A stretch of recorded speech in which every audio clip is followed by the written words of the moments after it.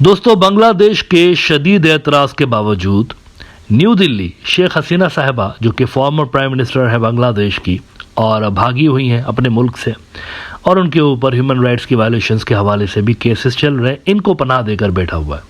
ये कुछ आपको उसका रिपीट नज़र आ रहा है। जो दलाई लामा वाला केस है उसका कुछ आपको रिपीट नज़र आ रहा है। दलाई लामा भी लंबे अरसे से लेके चाइना से भाग के इंडिया के अंदर मौजूद है और वहीं पर ही उन्होंने अपना मुस्तकिल ठिकाना बना के रखा जब से वो तिब्बत से भागे। लेकिन दलाई लामा और शेख हसीना के बीच फ़र्क ये है कि दलाई लामा को अमेरिका का आशीर्वाद हासिल था।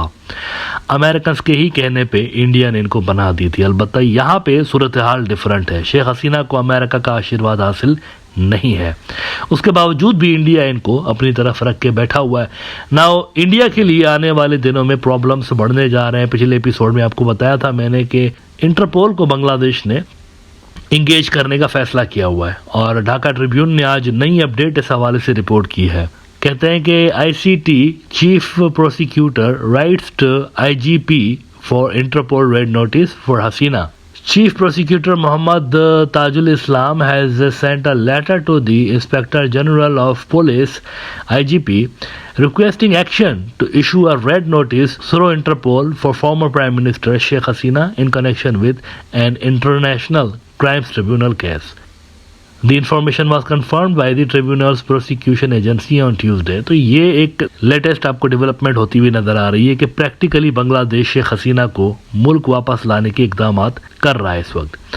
अच्छा, इंडिया में एक चीज़ की होप ज़रूर है कि ट्रंप आ गया है और अब चूंकि ट्रंप आ गया है तो मोदी और ट्रंप के दरमियान इंडियन समझते हैं कि फ्रेंडली टाइज हैं, तो इन फ्रेंडली टाइज की वजह से शेख हसीना को री इंस्टॉल किया जा सकता है। यूरेशियन रिव्यू एक बड़ा न्यूज आउटलेट है, इसके अंदर इंडिया के एक सीनियर जर्नलिस्ट हैं पीके बालाचंद्रन साहब। ये श्रीलंका में होते हैं, गुज़िश्ता 21 साल से लेकर ये जर्नलिज्म कर रहे हैं, साउथ एशिया के मैटर्स पर लिखते रहते हैं। इन्होंने कुछ इंटरेस्टिंग बातें की हैं इसी हवाले से, जिस पे थोड़ी सी बात करते हैं। वो कहते हैं कि Trump's victory has sharpened conflicts in Bangladesh. The Mohammad Yunus regime in Bangladesh is unsettled by Trump's remarks on the communal situation in Bangladesh, but the ousted Awami League sees in them the seeds of covert American support for any effort it might make to come back to power with US and Indian support।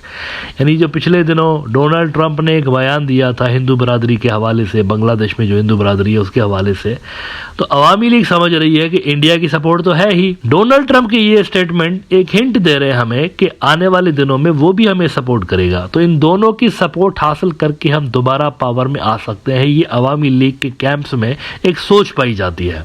और आगे वो कहते हैं कि and given the undisguised bonhomie between Trump and Indian Prime Minister Narendra Modi, Bangladeshis assume that any move by Trump against Yunus in favor of Sheikh Hasina will have Modi's tactic support. This equation would make Trump very formidable foe for Yunus and a very powerful ally for Hasina.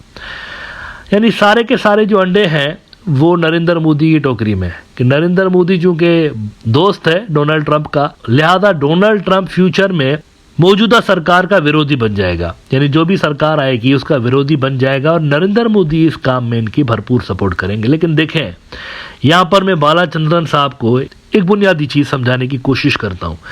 आलमी diplomacy के अंदर दोस्त और दुश्मन जो होते हैं ना, पर्सनल दोस्तियाँ नहीं चलती इस तरह से।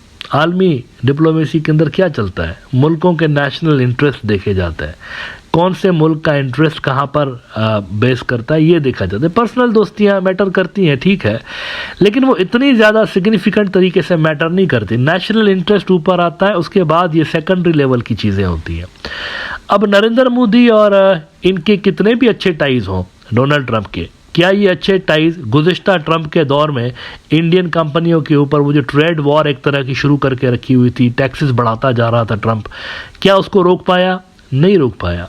तो यहाँ पर भी क्या ये दोनों की जो दोस्ती है, ट्रंप जो है वो इंडियन माइग्रेंट्स के भी खिलाफ था अपने पहले दौर में भी, तो क्या नरेंद्र मोदी की दोस्ती ट्रंप की पॉलिसीज़ को वहाँ तब्दील कर सकी थी? नहीं कर सकी थी। इस मर्तबा भी वो जो आ रहा है, इंडियन इमिग्रेंट्स जो हैं 10 लाख के करीब इंडिया के जो सिटीजन से लाइन लगा के खड़े हुए हैं ग्रीन कार्ड लेने के लिए।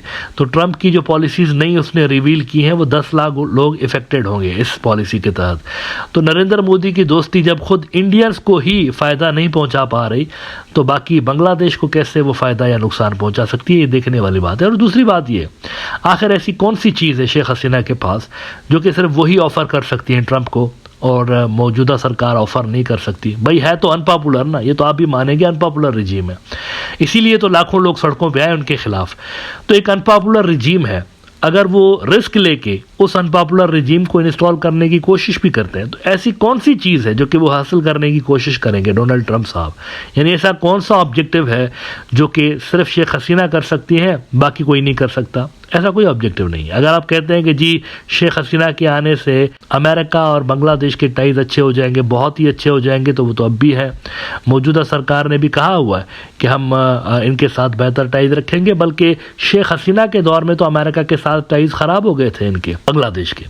शेख हसीना के पावर में आने से इंडिया की पोजीशन ज़रूर बेहतर होगी, लेकिन अमेरिका के ऊपर क्या असर पड़ेगा ना? एक बुनियादी यहाँ पर आर्ग्यूमेंट ये हो सकता है कि जी एक इंडो पैसिफिक स्ट्रेटजी भी है जो कि कंटेनमेंट ऑफ चाइना के लिए बनाई गई है, तो उसमें बांग्लादेश पावरफुल रोल प्ले कर सकता है अगर शेख हसीना यहाँ पर मौजूद हो। तो मैं आपको ये बता दूं कि इंडो पैसिफिक स्ट्रेटजी से नई सरकार ने खुद को डिस्टेंस नहीं किया, वही पॉलिसीज चल रही हैं। इंडो पैसिफिक स्ट्रेटजी का बांग्लादेश अब भी हिस्सा है, पॉलिसी वही है कि हम दूसरे किसी मुल्क के खिलाफ इसमें ऐड नहीं होंगे, अपने फ़ायदे में ऐड होंगे।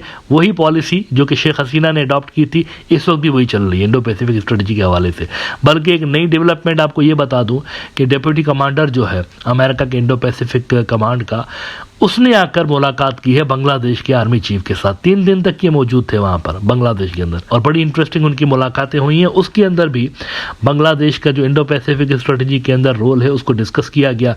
न्यू एज बांग्लादेश ने रिपोर्ट किया कि deputy commander of US Indo Pacific command meets Bangladesh army chief. ये शेख हसीना के बाद की डेवलपमेंट्स है सारी। During the bilateral meeting to increase the scope of cooperation, they discussed about arranging joint drills and training। ये देखिए दोनों मुल्कों के दरमियान सिक्योरिटी के शोबों में भी आपको कोऑपरेशन बढ़ता हुआ नजर आ रहा है।